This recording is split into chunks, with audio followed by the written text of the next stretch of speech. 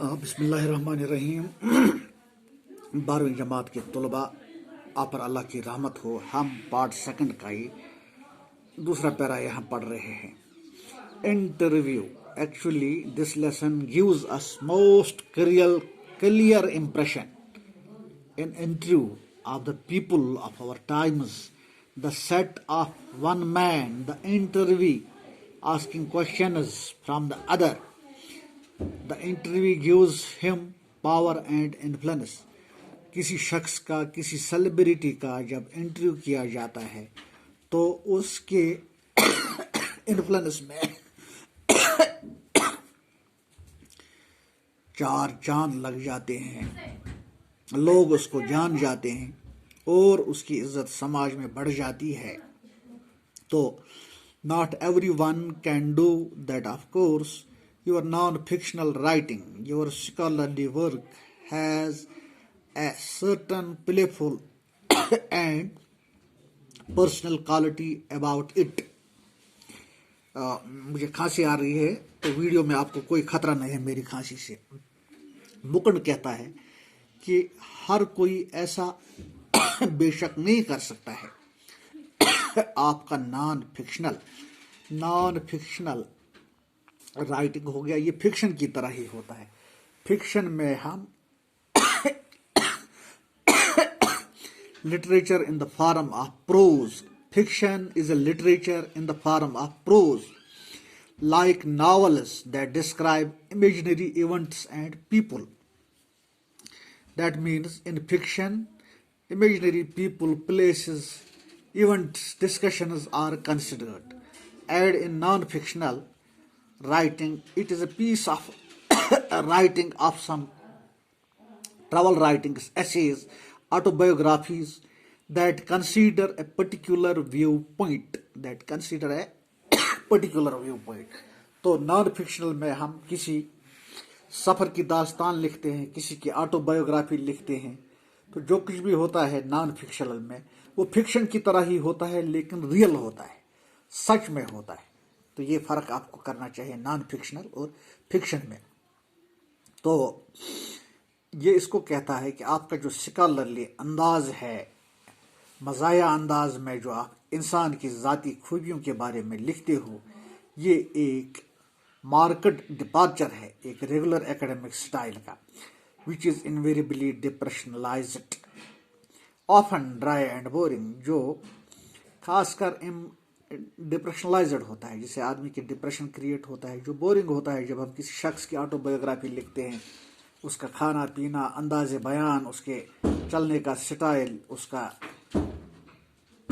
उठने का अंदाज़े बयान, उसका चलने का, उसकी बहुत सारी जो कुछ भी उस शख्स में होता है, उसकी ऑटोबायोग्राफी लिखते हैं। ये कुछ डिप्रेशनलाइज्ड होता है, कुछ बोरिंग होता है। और फिक्शन में ऐसा नहीं होता है। फिक्शन में हम इमेजिनरी इवेंट्स क्रिएट करते हैं, उसको पढ़ने में बड़ा मज़ा आता है। इसको पढ़ने में नॉन फिक्शन को थोड़ा मज़ा नहीं आता है। Have you consciously adopted an informal approach, or is it something that just came naturally to you? या आपने कोई फॉर्मल से हटकर कोई दूसरा तरीका अख्तियार किया है? Umberto Eco, when I presented my first doctoral dissertation.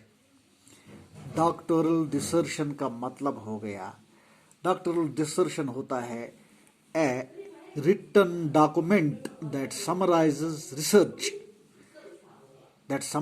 Research. यानी कि जब लड़का कोई पीएचडी करता है तो पीएचडी में जब अपनी वो फाइनल थीसिस देता है और उसको एक्सेप्ट किया जाता है उसके गाइड से, तो ये होता है उसका फाइनल डॉक्टोरल डिसर्शन। तो a written document that summarizes research or final setup of a PhD program, अच्छा इसको कहते हैं हम डॉक्टरल डिसर्शन। तो and the culmination of students doctoral studies, culmination ख़त्म कर देता है वो अपनी सारी वो राय अपने उस PhD प्रोग्राम में, उसी को कहते हैं डॉक्टरल डिसर्शन।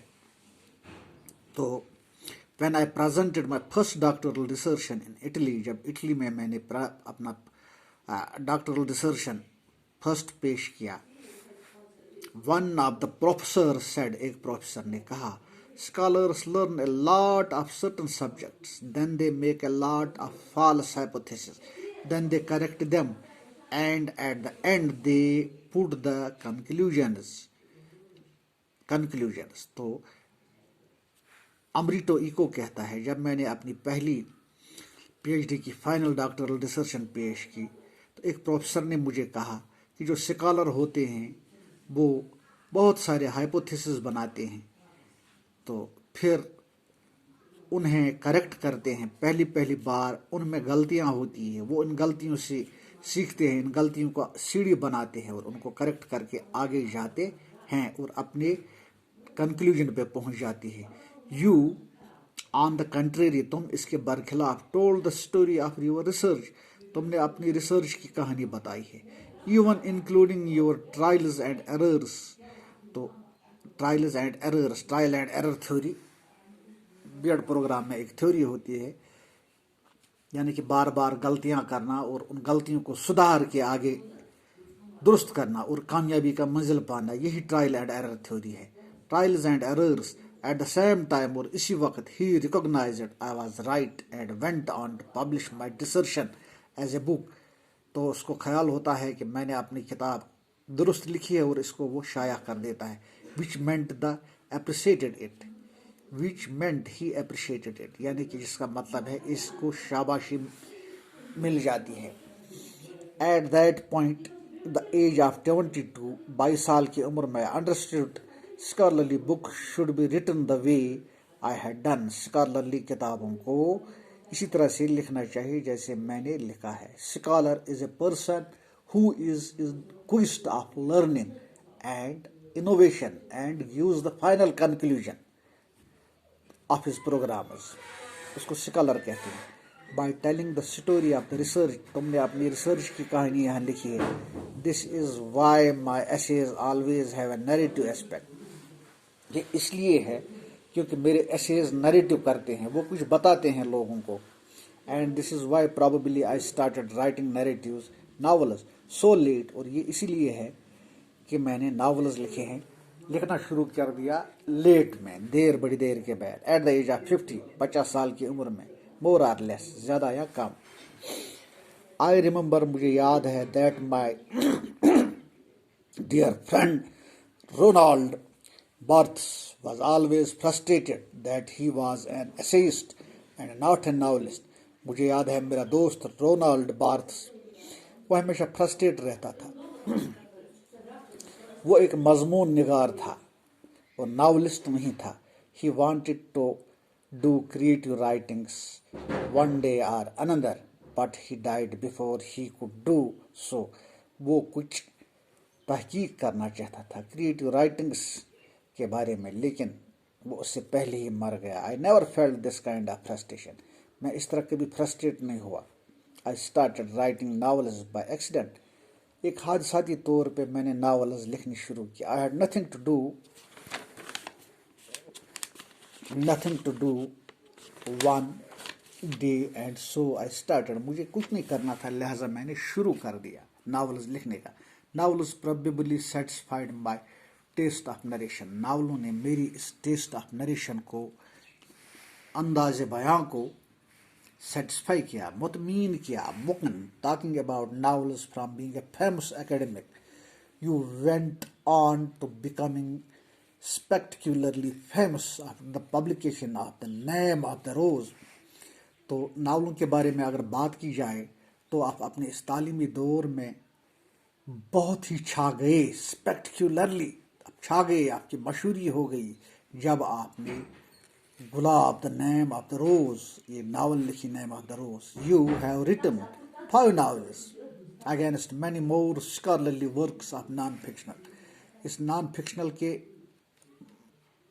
मुतजाद आपने बहुत सारी नावलें लिखी, तो at least more than 20 of them, तकरीबन 20। Umberto Eco over 40, Umberto Eco ने कहानी 40 लिखी है। Mockend over 40, among them a seminal piece of work on semantics. Over them a seminal piece of work. Seminal piece of work means articles that present an idea of great importance or influence within a particular description, within a particular discipline. तो वो articles जो एक idea present करते हैं, जो बड़े ही अहमियत का हामिल हो, असर रसूस का हामिल हो एक खास डिसिप्लिन में, उसको कहते हैं seminal piece of work on semantics. Semantics means on science. But ask most people about Umberto Eco and they say, oh, he's the novelist. Does that bother you? तो आप मेरे बारे में लोगों को पूछेंगे, वो कहेंगे अरे वो तो एक नावलिस्ट था, क्या ये तुमसे बादर करता है? तो आज हम इतना ही करेंगे. वीडियो बड़े बच्चों अपलोड नहीं होता है.